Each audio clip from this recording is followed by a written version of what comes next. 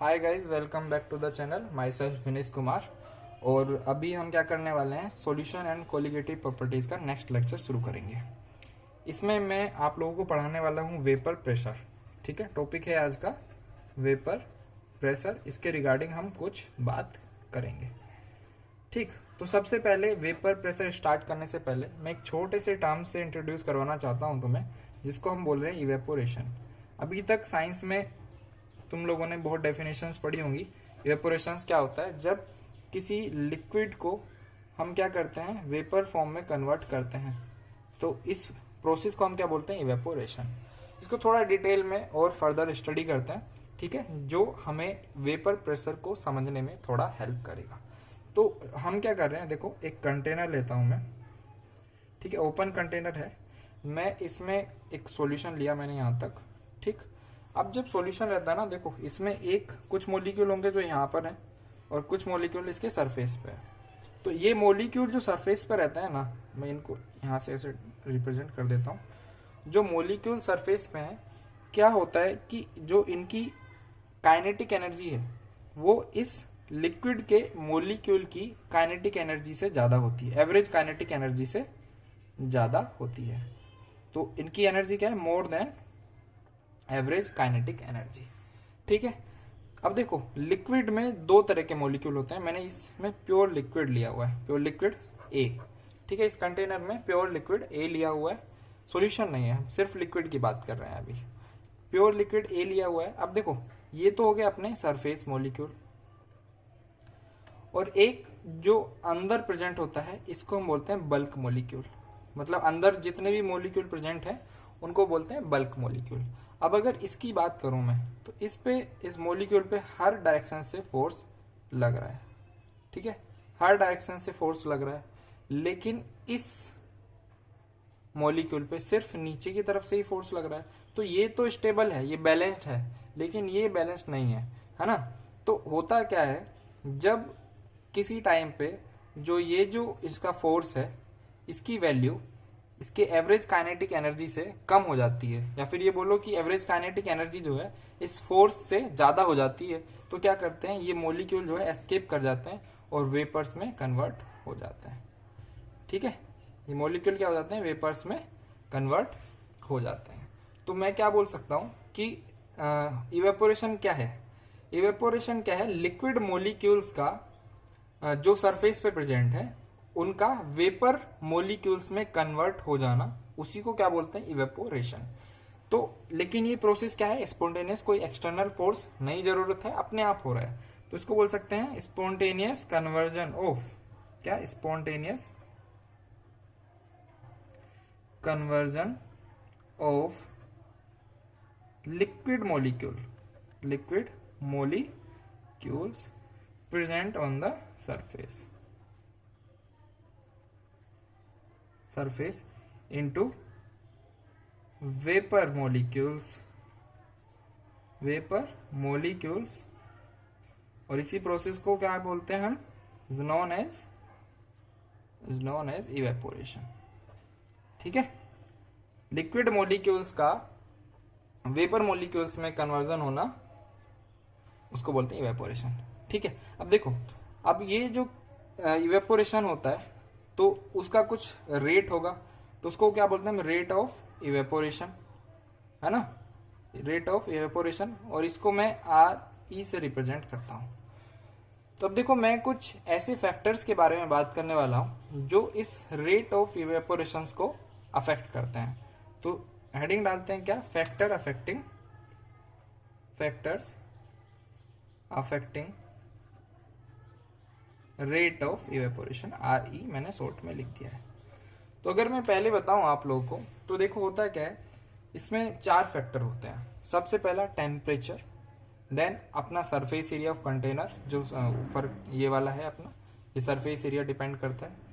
तीसरा अपना डिपेंड करता है कि रिएक्टेंट जो है, मतलब जो लिक्विड है वो उसका नेचर क्या है, मतलब कौन सा लिक्विड है, ठीक है। और फिर चौथा है वो है अपना कि हम जो सरफेस है उसके ऊपर ड्राई एयर का फ्लो कराते हैं, तो उससे क्या इफेक्ट पड़ता है, ठीक है। तो सबसे पहले हम बात करते हैं टेम्परेचर की। ठीक है, कि टेम्परेचर कैसे इफेक्ट करता है। अब देखो, जैसे हम टेम्परेचर इंक्रीज करते हैं, तो जब हम टेम्परेचर इंक्रीज करते हैं तो क्या होता है, kinetic energy of the molecule, surface molecule increase होती है। काइनेटिक एनर्जी जब इंक्रीज होगी तो इनकी एस्केपिंग टेंडेंसी, वेपर फॉर्म में कन्वर्ट होने की टेंडेंसी क्या होगी, घटेगी या बढ़ेगी? ऑब्वियसली बढ़ेगी। काइनेटिक एनर्जी बढ़ रही है ना, तो मतलब फोर्स ऑफ अट्रैक्शन से एनर्जी ज्यादा हो रही है, तो अपना क्या होगा, इनका वेपर फॉर्मेशन ज्यादा होगा। तो मैं क्या कह सकता हूं कि जैसे टेम्परेचर बढ़ता है काइनेटिक एनर्जी बढ़ती है और रेट ऑफ इवेपोरेशन भी बढ़ती है। तो मैं कह सकता हूं temperature, rate of evaporation is directly proportional to temperature. इतना लिख सकते हैं हम, बिल्कुल लिख सकते हैं। ठीक है, तो ये हो गई टेम्परेचर की बात। ठीक है, अब देखो दूसरे फैक्टर की बात करते हैं। दूसरा फैक्टर है अपना सरफेस एरिया। क्या है? Surface area of container. Surface area of the container, ये हमारी दूसरा फैक्टर है, पहला नहीं है, दूसरा फैक्टर है। तो देखो होता क्या है, देखो अगर मैं दो कंटेनर लेता हूं, एक ये और एक ये, ठीक है, सेम लिक्विड को रखा, इसमें सरफेस पे इतने सारे मॉलिक्यूल्स होंगे और इसमें सरफेस पे कुछ इतने मॉलिक्यूल्स होंगे। ठीक, अब देखो इनके इस केस में एस्केप करने की टेंडेंसी इतने सारे मॉलिक्यूल्स की है और ये इतने सारे मॉलिक्यूल्स वेपर फॉर्म कर सकते हैं, लेकिन इस केस में सिर्फ कुछ ही मॉलिक्यूल्स हैं। तो जितना ज्यादा एरिया है उतनी ही वेपर्स क्या हो रही हैं, फॉर्म हो रही हैं। तो रेट कितना होगा उतना ही ज्यादा होगा। तो मैं कह सकता हूं rate of evaporation is directly proportional to surface area of the container. बिल्कुल बोल सकते हैं, ठीक है, बिल्कुल बोल सकते हैं। ठीक है, इतनी बात आती है अपने को समझ में। तीसरी बात क्या है, तीसरा जो फैक्टर है वो ये है कि हम सिंपली शुरुआत करते हैं किससे, अपना nature of liquid. Nature of liquid, liquid का नेचर कैसा है, मैं इसके जस्ट कुछ एग्जांपल देता हूं। जैसे मैं वाटर की बात करूं, ठीक है, मैं एक तरफ वाटर लेता हूं और एक तरफ मैं हनी ले लेता हूं, है ना, हनी, शहद। ठीक, अब अगर थोड़ा सा कॉमन सेंस अगर हम लगाते हैं तो आप थोड़ा समझिए कि आप क्या उम्मीद करते हैं, कौन सा इवेपोरेशन, किस लिक्विड का इवेपोरेशन ज्यादा होगा? ऑब्वियसली वाटर का ही होगा, है ना। हनी का कम होगा। क्यों कम होगा? क्योंकि देखो होता क्या है, वाटर के जो मॉलिक्यूल है ना, वाटर के जो मॉलिक्यूल हैं और हनी के जो मॉलिक्यूल हैं, वाटर के मॉलिक्यूल के बीच का फोर्स ऑफ अट्रैक्शन जो है वो कम होता है इन कंपैरिजन टू हनी। इसके मॉलिक्यूल के बीच का अट्रैक्शन काफी ज्यादा होता है। तो मैं कह सकता हूं जितना attraction, force of attraction between the molecules कम होगा, इवेपोरेशन उतना ही ज्यादा होगा। तो simply we can write it like this, rate of evaporation is inversely proportional to the FOA, मतलब force of attraction between the liquid molecules. बात आती है समझ में? बिल्कुल ठीक है। चौथा पॉइंट है अपना passing of dry air over the surface of liquid, over the surface of liquid. Liquid surface पे हम क्या कर रहे हैं, ड्राई एयर पास कर रहे हैं। तो देखो ड्राई एयर होता क्या है, ड्राई एयर की कंपोजिशन की अगर मैं बात करूं तो इसमें नाइट्रोजन एंड ऑक्सीजन होते हैं। नाइट्रोजन और ऑक्सीजन इसमें प्रेजेंट होते हैं। जब देखो होता क्या है, ये सरफेस है ना, ये लिक्विड है अपना, लिक्विड के ऊपर जब हम ड्राई एयर मतलब N2 और O2 पास करते हैं तो इसमें होता है मॉइस्चर। ड्राई एयर की टेंडेंसी होती है कि ये मॉइस्चर को एब्जॉर्ब करती है और सैचुरेट होता है। क्या ड्राई एयर क्या करता है, मॉइस्चर को एब्जॉर्ब करता है और सैचुरेट हो जाता है। अब यही करने के चलते ये क्या करता है, ज्यादा से ज्यादा एब्जॉर्ब करता है मॉइस्चर को और उसी की वजह से हमारा रेट ऑफ इवेपोरेशन क्या हो जाता है, ज्यादा हो जाता है।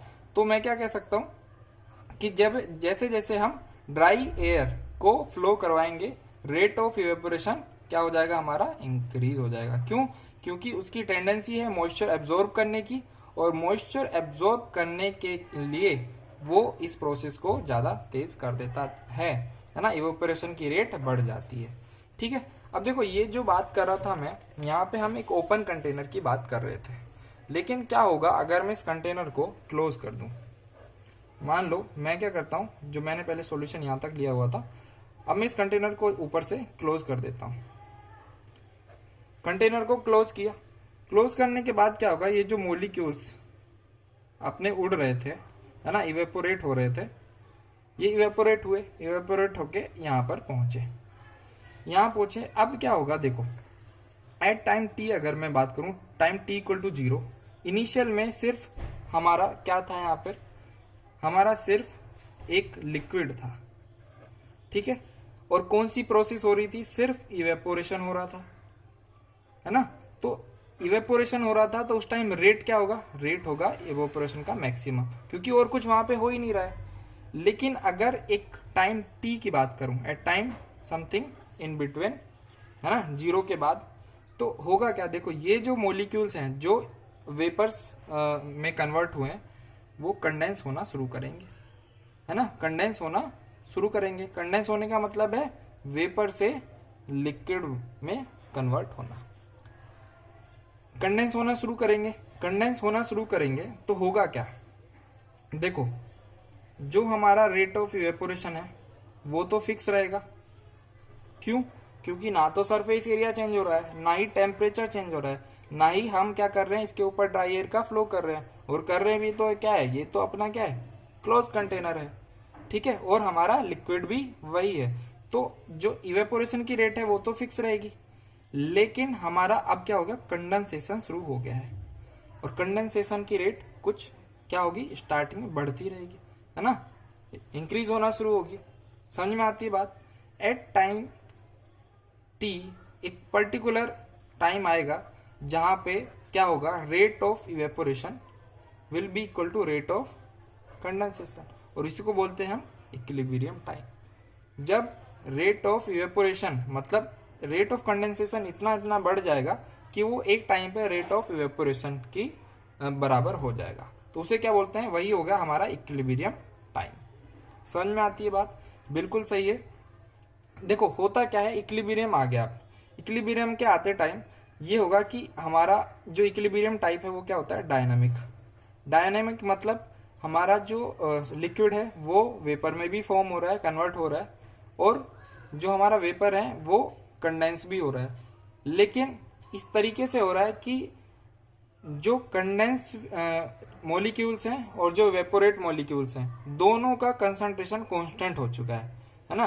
हमको पता नहीं चल रहा है कब कंडेंस हो रहा है, कब इवेपोरेट हो रहा है, हम देख नहीं सकते, लेकिन वो हो रहा है वहां पे, है ना, लगातार हो रहा है, लेकिन इक्वल हो चुका है दोनों का कंसंट्रेशन। तो इसी को बोलते हैं डायनामिक इक्विलिब्रियम। अब देखो होता क्या है, इसी इक्विलिब्रियम के टाइम पे जो वेपर्स इस लिक्विड सरफेस के ऊपर प्रेशर लगाती हैं, उसी को हम बोलते हैं वेपर प्रेशर। ठीक है, इस इक्विलिब्रियम टाइम पे जो ये जो वेपर्स हैं इस लिक्विड के ऊपर, लिक्विड की सरफेस पे जो प्रेशर लगाती हैं, उसी को क्या बोलते हैं हम, वेपर प्रेशर। तो मैं इसको लिख सकता हूं, vapour pressure is what, vapour pressure is nothing but the pressure exerted by the vapors on the surface of liquid at equilibrium condition। और इक्विलिब्रियम कंडीशन क्या है, where rate of evaporation is equal to rate of condensation. समझ में आती है बात, बिल्कुल। तो ये था हमारा वेपर प्रेशर। अब यहीं पे हम क्या करते हैं, एक ग्राफ की बात करते हैं। ग्राफ हम खींचेंगे रेट और टाइम के बीच में। ठीक है, रेट और टाइम के बीच में हम ग्राफ खींचेंगे। रेट कौन कौन सी, रेट ऑफ इवेपोरेशन और रेट ऑफ कंडेंसेशन। तो देखो हमने जैसा कि बात की अभी, रेट ऑफ इवेपोरेशन तो हमेशा फिक्स ही रहेगा, तो रेट ऑफ इवेपोरेशन क्या है, कांस्टेंट। लेकिन रेट ऑफ कंडेंसेशन इनिशियली जब टाइम t इक्वल टू 0 पे कुछ ना वेपर्स फॉर्म हुई थी, तो कंडेंसेशन होने की तो बात ही नहीं है, तो कंडेंसेशन 0 से स्टार्ट होगा।